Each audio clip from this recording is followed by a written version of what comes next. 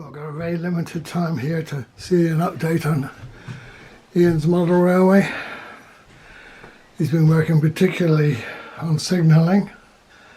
Got some of Dapol's latest slow action signals, which we'll see demonstrated. Did do a video before, but he hasn't stopped working on it ever since, by the look of it.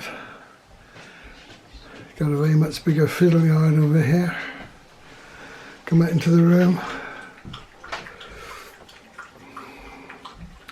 Great display of locos.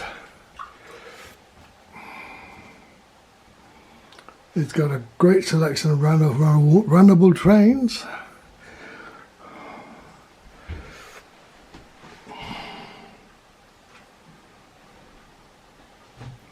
And he's done develops in the scenery as well. Cattle in the cattle dock here.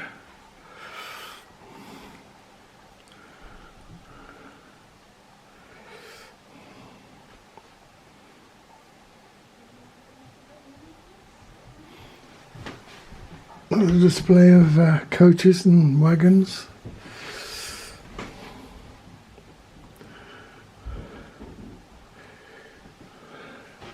Yeah, beautiful. Yeah, perhaps you demonstrate these signals to us in the end, how they operate and their nice action. Yeah, if I go to that one. Yeah. So, let the train go. Drops. And when it goes back up, it bounces. Yeah, lovely. Same again the other side. Yeah. This is brilliant. Oh, what's involved with wiring those in? Is there a lot of work underneath? Well, they're not complicated wiring. No. But the ones with the bounce, they go down. So they've got a tube. So these ones that are just single action. Yeah. There's a tube that goes down with just the 4 wires coming out. So you've got the mains wire and the 2 switch wires. But this doesn't have a bounce facility. No. All it does, it just goes up and down. Yeah, but it's a nice ordered amount, Oh, isn't it? fantastic, It doesn't yeah. snap down, does it, like No, some of the not early at all. ones? But with these, the ones with the bounce on them, I'll show you on the wiring diagram. It's got a little black box about, it's reasonable size. It sits underneath, and the signals push down into. You put them through in the tubes, tighten them up, and this box clips onto them, and then the wires go into it, and you can adjust the speed at which they go up and down, and how much bounce they do as well. But I've left them on factory settings because Adjust the bounce. you can, I mean, it's amazing you can get a bounce at all. Now you can adjust the amount of it. Yeah, Wonderful. you can adjust the amount of bounce on them. Yeah. So, but I'd seen them some time ago, and That's another one over there, yeah, is it? it's exactly the same. They look So good too, don't they? They As do well look as really good. Performing well. Yeah, look. So you're getting it to bounce back up. Very nice. Yeah. But the problem with them is they are not cheap. And What are they, about 30, 40 pounds? Yeah, and the rest. Oh, are they? They Nice. are £55 each. Ooh, The big ones, and the smaller ones you can get them between 25 and 29. right. And I've got a little Southern Region starter here. That was Yeah. £25. Cool. Again, these are just Still, singles. if you persuaded to go in for signalling, it's best to do it properly, isn't Yeah. it? Yeah. Well, I've said had the ratio one, sorry, before that. But of course, they're very, very, very, very difficult to wire. So I just had them. You push them up yourself. Yeah. Because the same with the points. I've not got any of the point motors on. They're all because they're all close enough. I've just left them that I manually operate them. Yeah. To try and cut down. And I've not. The station's not. I didn't realise when I bought these they actually had lights on them. I just thought they were working. Yeah. But none of the railway, there's no lighting on it at all. I've not bothered with it. No, well, I thought about it on mine. I thought, well, it's going to cost a great deal of money. It's only a matter of the work and the cost, isn't it, really? And it's just a sea of wiring. Yeah. I had one of my model railways. I had lighting in all the buildings. Yeah. Station signal lights. I've still got them somewhere. Station lights that were, but to be honest, they're not. It's not. I think it's that true and that accurate because it doesn't light the whole thing up. And No, that's right. and Yeah. I've just never seen the point of it. And I've never bought. I've only ever had the one railway. I've actually had it wired. You know, I've had railways with point motors working, but the old ones, you know, the newer ones I've got, that if I was going to, because there's a couple of them points that are a bit over reach, that one, and there's one underneath the tunnel, which I thought about it, and I bought the new seat motors, which are so easy to use, so easy to fit. I've not bothered putting them on. No. I can't now because I buried it there. That's a cute little locomotive, that little black one. That's a Great Western 1361 saddle tank. Made by? That is a Cornish Models Special Edition. Oh, right. Made, I believe, by Hellion. Right. Lovely. And the other cutie, one of my other real favourites, we'll just bring him out a little bit, is my little BT well tank.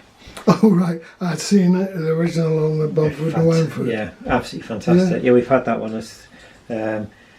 And that's absolutely fantastic. That is a Cornish Models limited. It was a limited edition, but it's now been released by is it EFE Rail, which is an outthing of Bachmann.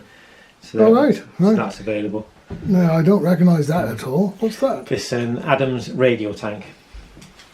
Wow, what a long buffer beam it's It is got. really long. Yeah. They're most famous for being used on the Lyme Regis branch.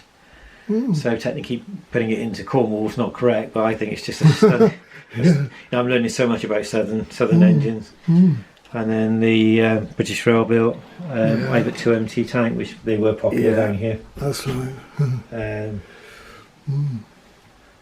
then, as I said, the other bits of trading I've done is hidden behind is a Daypole Western, which I'll pull out for you in a minute.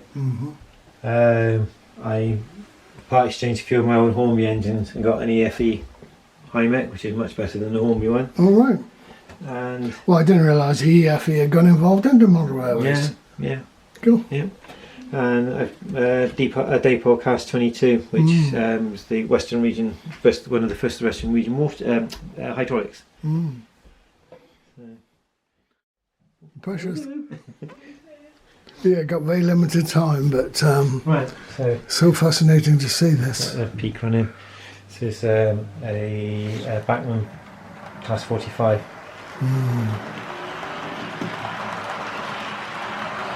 Cool.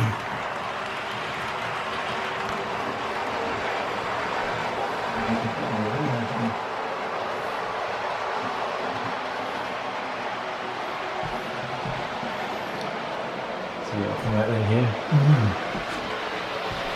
Right, So all I did was, when you last saw it, there was all straight lines in. Yeah. So I wasn't sure how far this would come out to get a. Yeah, without being too sharp a turn, but it's all right. Yeah.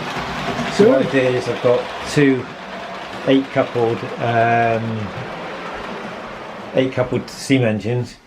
So I was testing them to see how tight a curve I could run them on. And how tight a curve I could run them on. And it's a 368 radius, I think is what it is. That's the only point I've got. That one right Just there. about reach it.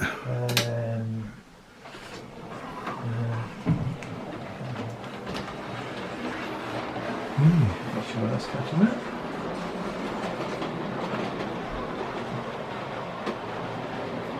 So it's going to come to this side.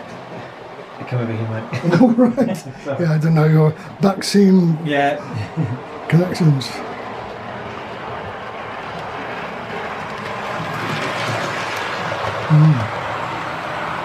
Very nice. Very smooth. It's gorgeous. Absolutely gorgeous model. East End, so that's that one, isn't it? Signal down, off we go again.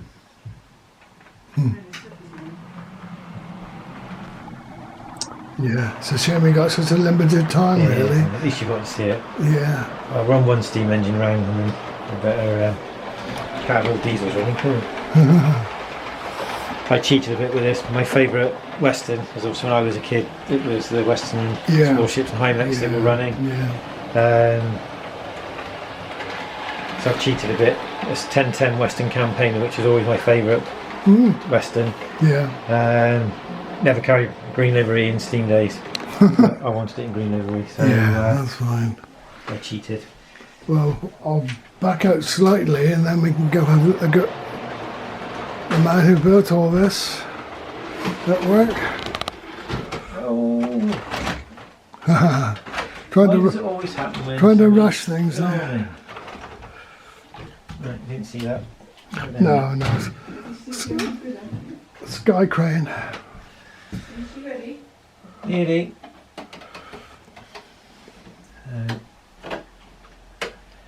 We're in a little well tank, so it's going to be that one that's coming out. Which is an absolutely stunning little model.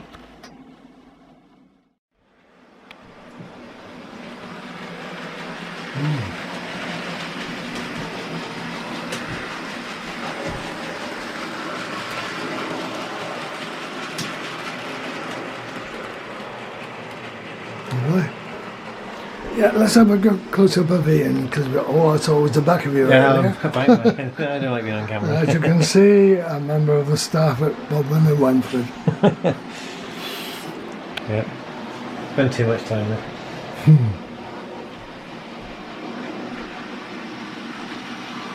Right, well, Tempest fuses, I suppose, so we must Stop it then. stop it and think if you'll let me hang an update. Yeah, that's where we are. Nice photograph of you, Karen, up there.